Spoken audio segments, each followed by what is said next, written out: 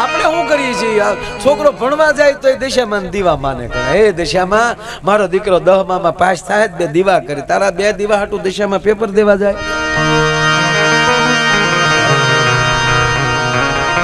અમુક મુદ્દા મને નથી સમજાતા. બોલો, જો આપણે વર્ષોથી ભેહું રાખી બરોબર, ભેહું દોવાની, એ દૂધ ડેરીમાં દેવાનું અથવા તો મેળીને ઘી વેચવાનું, એના પૈસા આવે એ ભેહુંનું ખાંડ લાવવાનું, એ ભેહુંને પાછી દોવાની, એનું દૂધ વેચવાનું, એનું પાછું ખાંડ લાવવાનું.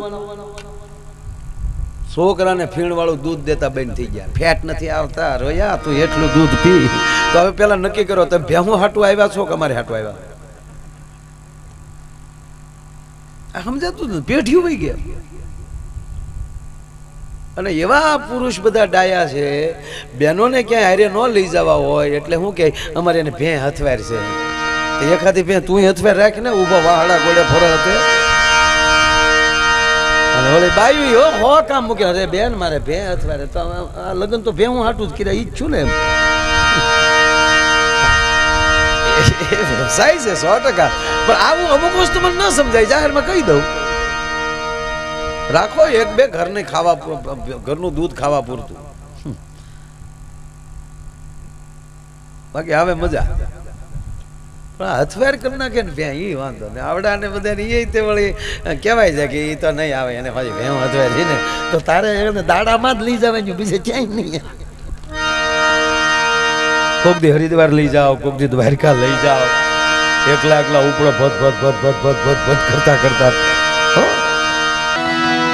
બાપુ અમે તો કઈક વાતો કરી તો ઘણા વળી અમુક બેઠા મારા દીકરાના ગલોંદા ફાવી ગયા. મરો ને અહીં આવો ને, ગલોંદા હાલતા હોય તો દુનિયા ગાંડીની છે. 3-3 લાખ દે ગલોંદાના.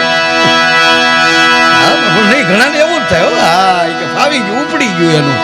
હા, ઉપાડવું તો બધાય ને, કોને મોડું રહેવું? કોઈને સાયકલ લઈને આટા મારવા જ નથી. હેલિકોપ્ટર હોય તો મોટરમાં બેહવું નથી. હારું થાવું જ છે ભાઈ, પણ હારું શેનાથી થવાય? સદગુરુની કૃપા વગર કોઈ દિવસ હારું ન થવાય. તમે સાંભળી લેજો, તમે ગમે એવડા હો. જો જેસલ તોળા દે આગળ ખોટું બોલ્યા હોત તો પીર ન થયા હોત.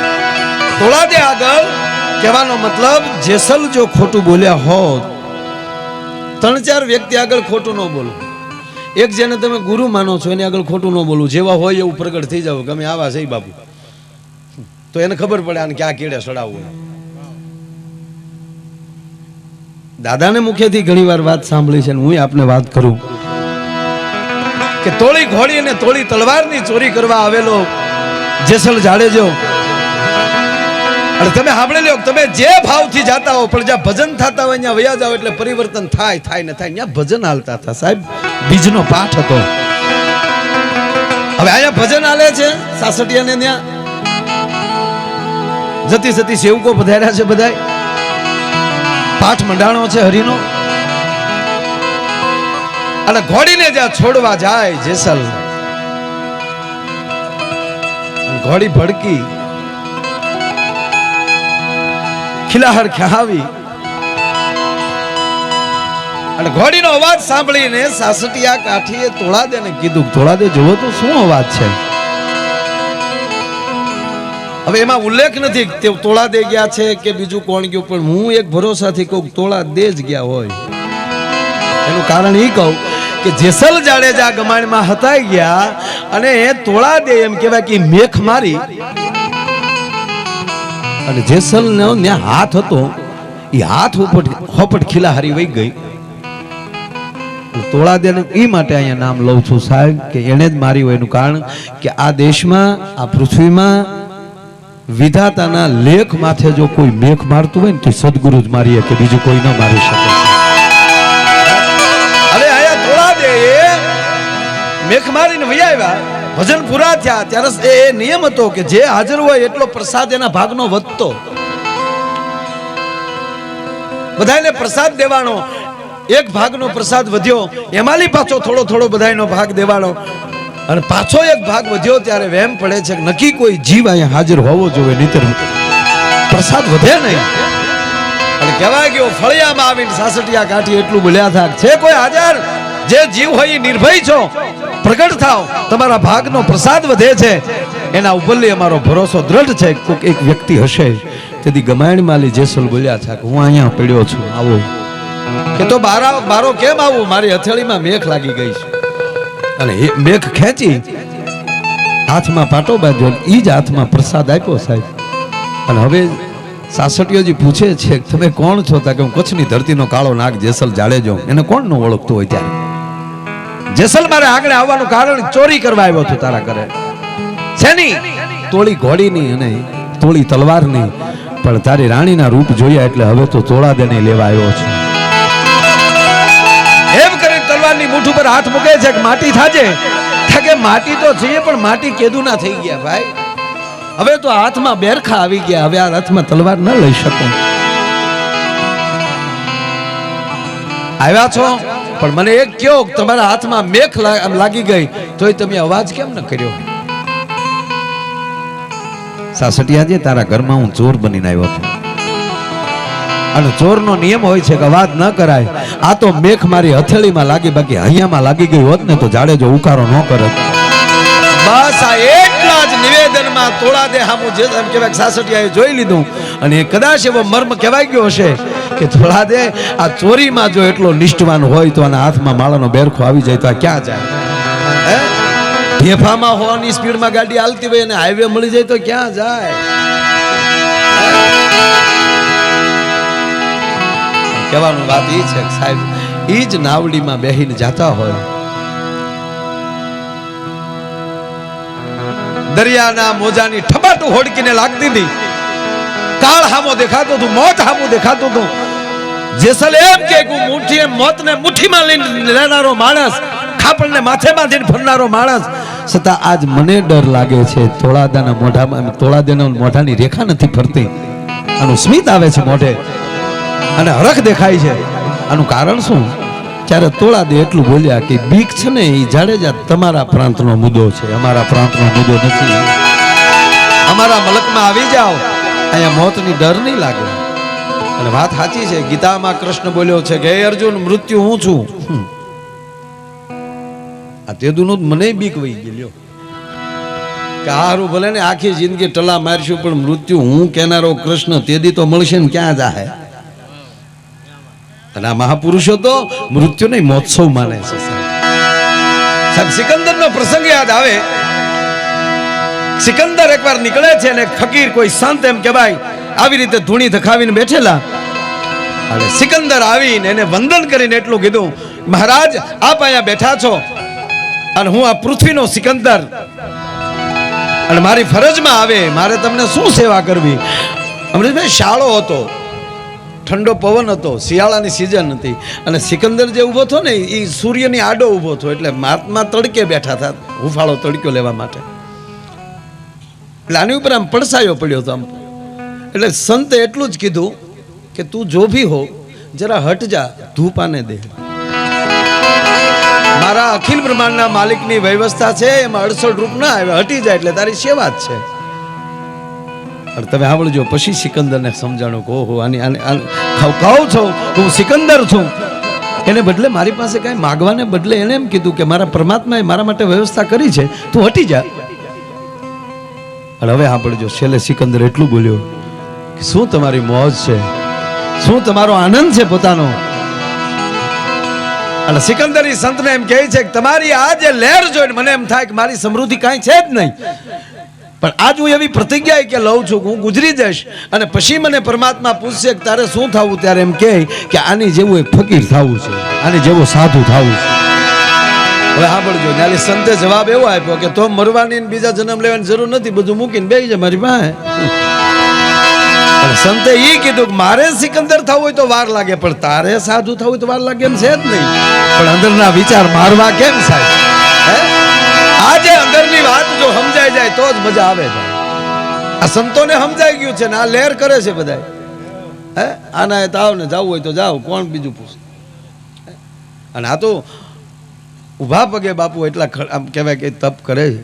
નિરંજનભાઈ બહુ સારી દાદાએ વાત કરી કે નહીતર ક્રોધ આવે, તપ છે એ ક્રોધ કરાવે, એને બદલે નિર્મળતા રાખવી એ ભજનનું પ્રબળ છે. હા તમે જેટલું આમ જો ઘણાની દાળ ખારી થઈ ગઈ હોય, ઘણાની ડાળું ખારી થઈ જાય તો હોશિયાર રસોઈયો હોય ને તો એની અંદર ઈંટને સાફ કરી અને ડાળમાં બોળી દે. તમને એમ થાય કે ક્યાં જોઈ આવ્યું હોય છે, બધું જોયું ક્યારે આયા. બાપુ અમે તો કઈક વાતો કરી તો ઘણા વળી અમુક બેઠા હોય ને મારા દીકરાના ગલોંદા ફાવી ગયા. મરો ને અહીંયા આવો ને ગલોંદા હાલતા હોય તો દુનિયા ગાંડીની છે, 3-3 લાખ દે ગલોંદાના. નહીં ઘણા ને એવું જ થાય. હા કે ફાવી ગયું, ઉપડી ગયું એનું. હા ઉપાડવું તો બધાય ને, કોને મોડું રહેવું, કોઈને સાયકલ લઈને આટા મારવા જ નથી, હેલિકોપ્ટર હોય તો મોટરમાં બેહવું નથી. હારું થાવું જ છે ભાઈ, પણ હારું શેનાથી થવાય? સદગુરુની કૃપા વગર કોઈ દિવસ હારું ન થવાય. તમે સાંભળી લેજો, તમે ગમે એવડા હો, ગુરુની કોને નો જરા. ગાંડી ગીરના ખોળે બેઠા છે જ્યારે ગઈ, અહીંયા લટુરિયો દાદો બેઠો છે, બાજુમાં હનુમાન ગાળા હનુમાન દાદો બેઠો છે, અને અહીંયા હાવજો ડણકું કરે. તમે તો સિંહની વચ્ચે રહેનારા છો. અને અહીંયા તો પ્રોગ્રામમાં જેને ખાસ હોય ઈ જ આવ્યા હોય ને ભાઈ, એટલો પલો કાપીને અહીંયા. આ થોડું સિટી વિશમાં છે. અહીંયા જે તમે બેઠા છો ને એ હાવજના મોઢામાં લે આવવું. હમણાં 1-2 જણા આવ્યા, મને કે છૂટા છાવજ જોવા છે. મેં કીધું કૂતરી વિયાણી હોય ત્યાં કોઈ ગયા ગલુડા રમાડવા, તા ત્યાં નથી જાઉં, પેલા ગલુડા રમાડી આવો પછી સિંહ જોવા આવી જાવ. તારા બાપા કપાઈ વયું જાય પગની. છૂટા છાવજ જાણે કેમ સર્કસ નો દીકરો હોય.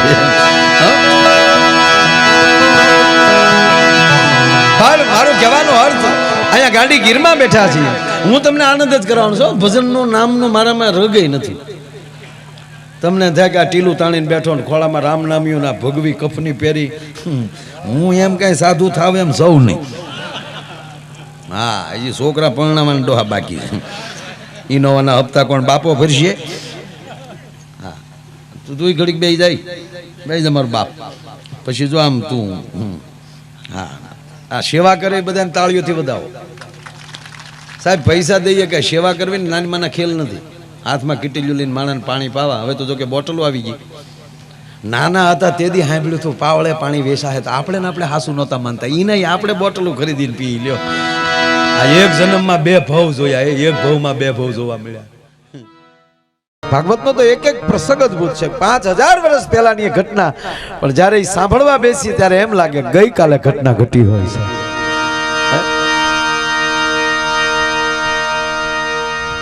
ભક્તિના પ્રકાર મેં કીધા, પહેલું છે સાંભળવું, બીજું છે નૃત્ય કરવું, કીર્તન કરવું, પણ એમાંનો એક 7મો પ્રકાર છે મિત્રતા.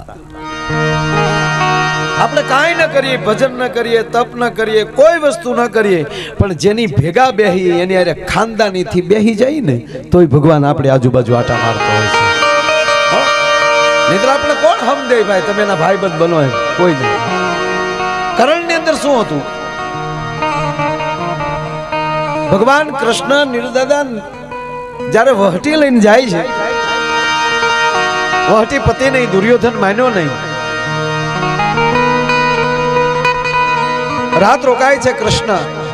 દુર્યોધન ઈ પણ આમંત્રણ આપે છે કે આપ મારા મહેલે જમવા આવો. કૃષ્ણએ ના પાડી, તું મારો મિત્ર પણ નથી અને તે મને બોલાવ્યો નહોતો, હું હમણાં આવ્યો છું, એટલે મારે તારી ઘરે ના જમાય. તાક તો તમે જમશો ક્યાં? તાકે એક ભક્તના ઘરે જઈને વાંધો નહીં, એક મિત્રના ઘરે જઈને વાંધો નહીં. હું વિદુરના ઘરે જવાનો છું. ભગવાન વિદુરના ઘરે રોકાણા. ફરીવાર સવારમાં દુર્યોધન આવે છે અને કહે છે કૃષ્ણ તમને વળાવવા માટે હું આવું? ના, મને વળાવવા માટે કર્ણ આવશે. મારે વાત એ કરવી મિત્રતા કેવી હોય છે.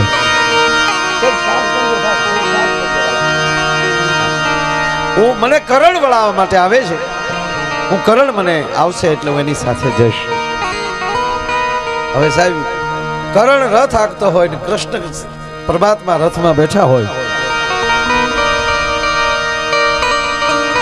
એ હસ્તિનાપુરની શેરી માલી સાહેબ રથ નીકળ્યો અને માણસો જોવા માટે અટારીએ ચડી ગયો. જાતા જાતા ટૂંકી વાત લઈને મારે દ્વારકા સુધીની વાત કરવી છે, તમને આનંદ કરાવવો છે. પણ અહીંયા સંતો બેઠા છે, ભાગવત કથા ચાલે છે, લટુડિયો દાદો બેઠો છે. અહીંયા કરણને કહે છે કૃષ્ણ મારે કરણ કામ છે તમારું. એ ધીરે ધીરે ધીરે ધીરે ધીરે ધીરે રથ એમ કહેવાય કે અંતરિયાળ પહોંચે છે, એકાંત જગ્યા જ આવે છે અને રસ્તાને કાંઠે ઘેઘૂર વડલો છે. ત્યાં આવતા ભગવાન કૃષ્ણ કરણને કહે છે કરણ રથ રોકો. કર્ણ રથ રોકે છે, કૃષ્ણ રથમાંથી નીચે ઉતરે છે. ધીરે ધીરે અખિલ બ્રહ્માંડનો માલિક કૃષ્ણ ચંદ્રમણી ઝાડની નીચે જાય અને પછી ત્યાં કર્ણને બોલાવે છે. કર્ણ અહીંયા આવો, મારે કામ છે તમારે. જો ભગવાન કૃષ્ણ જગતગુરુ કહેવાના એનું કારણ એ છે કે એક પણ વાત મહાભારત દરમિયાન કૃષ્ણએ ક્યાંય અંગત મીટિંગ નથી કરી. સાંભળજો, ભગવાન રામે બાપ દાદા ઘણી જગ્યાએ અંગત મીટિંગો કરી છે. એ મર્યાદા પુરુષોત્તમ, એને મર્યાદા ઘણી, પણ કૃષ્ણે ચડે ચોક જ્યાં કીધું છે ને ચડે ચોક કીધું છે. બે જ વાત અંગત રીતે કરી છે. પહેલી વાત અર્જુન સાથે વાત થઈ છે. ગુપ્ત રીતે રહેતા હતા અર્જુન નહીં. અને મચ્છ વેદનો જ્યારે દ્રૌપદી જે આખો એમ કહેવાય કે દ્રૌપદીનો સ્વયંવર રચ્યો, સવારમાં સ્વયંવર હતો અને એ જ રાતે ભગવાન કૃષ્ણ અર્જુનને મળે છે. અર્જુન સુપાવેશમાં છે, કુંભારની ઘરે પ્રજાપતિના ઘરે રોકાણા છે. અને ત્યારે અડધીક રાતે અર્જુનને બોલાવે છે કૃષ્ણ કે તારે કાલે સ્વયંવરમાં જવાનું છે, માછલી તારે વિંધવાની છે. ટૂંકી વાત લઈ લો. આ ભોજની અંદર ત્રાજવો હશે, કાંટો હશે, બે ત્રાજવામાં તારે પગ રાખવાના છે. પલ્લાની બે પલ્લામાં પગ રાખવાના છે. પાણીમાં જોવાનું છે, માછલી ઉપર ફરતી છે. એ પાણીમાં જોઈને તારે માછલી વિંધવાની છે. તારા શરીરનું સંતુલન જાળવી રાખજે. એટલું કહીને કૃષ્ણ અટકી જાય વાંધો નહીં, પણ કૃષ્ણ એટલું બોલ્યા કે અર્જુન, આ તારા માટેની સહેલી પરીક્ષા છે. આમાં તું નાપાસ થયો તો તારું અહીંયા પાત્ર પૂરું થઈ જાય, પછી મારે તારું કાંઈ કામ નથી. બીજું દાદા અર્જુનનો મગજ હલી ગયો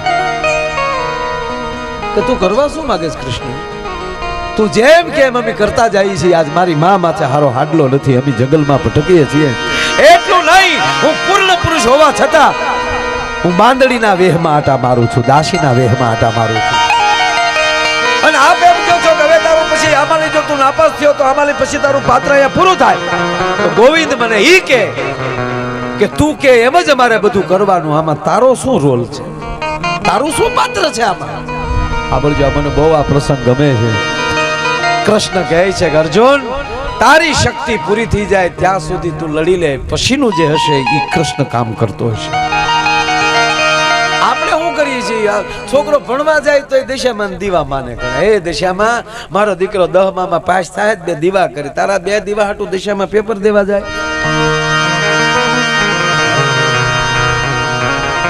અમુક મુદ્દા મને નથી સમજાતા. બોલો, જો આપણે વર્ષોથી ભેહું રાખી, બરોબર? ભેહું દોવાની, એ દૂધ ડેરીમાં દેવાનું અથવા તો મેળીને ઘી વેચવાનું. એના પૈસા આવે એ ભેહુંનું ખાંડ લાવવાનું, એ ભેહુંને પાછી દોવાની, એનું દૂધ વેચવાનું, એનું પાછું ખાંડ લાવવાનું. છોકરાને ફીણવાળું દૂધ દેતા બંધ થઈ ગયા. ફેટ નથી આવતા, રોયા તું એટલું દૂધ પી. તો હવે પેલા નક્કી કરો, તમે ભેહું હાટું આવ્યા છો કે અમારે હાટું આવ્યા? સમજાતું નથી, પેઢીઓ વહી ગયા. અને એવા પુરુષ બધા ડાયા છે, બહેનોને ક્યાંય હારે ન લઈ જવા હોય એટલે શું કે અમારે એને ભે હથવાર છે. એખાદી ભે તું હથવાર રાખ ને, ઉભા વાહડા ગોળે ફરો હતો. અને ઓલી બાયું હો કામ મૂકે, અરે બેન મારે ભે હથવારે. તો આ લગ્ન તો ભે હું હાટું જ કર્યા, ઈ જ છું ને.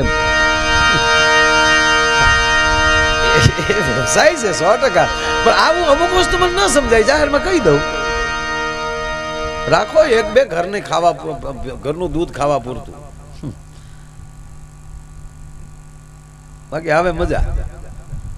પણ હથવાર કરી નાખે ને ભ્યાં, એ વાંધો ને. આવડા ને બધા એ તે વળી કહેવાય છે કે એ તો નહીં આવે, એને પાછી ભેં હથવાર છે ને તો તારે એને દાડામાં જ લઈ જવાનું, બીજે ક્યાંય નહીં. કોક દી હરિદ્વાર લઈ જાઓ, કોક દી દ્વારકા લઈ જાઓ. એકલા ઉપડો ભત કરતા